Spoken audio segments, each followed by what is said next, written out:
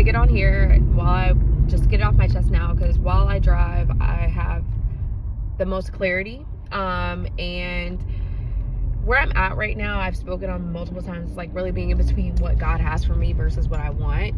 And I notice now that like that comes with the romantic relationships. And so what I'm noticing is that in love, people will tell you so many things and people will run with that. And what I'm no longer doing is running with what other people have told me, what I've read in just books, but really going with what God has for me and how he's telling me to move.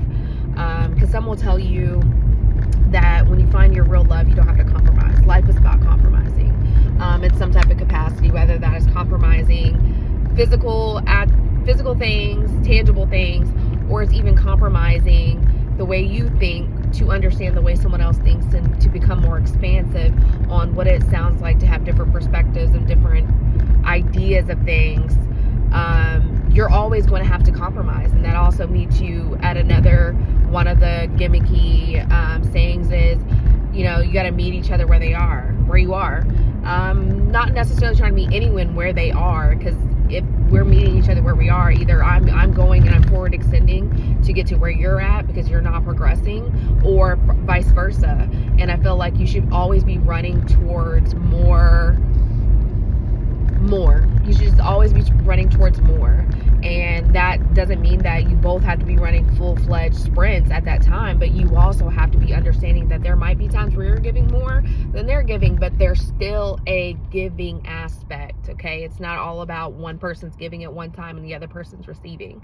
So I'm really understanding that you don't have to overextend. You don't have to chase anything. You don't have to chase anything. If someone's running towards you, you're running towards them, and you're going to be able to work together. And the whole bringing something to the table. Okay, well, we need to have separate tables and we need to bring them together so that way we can have a bigger table.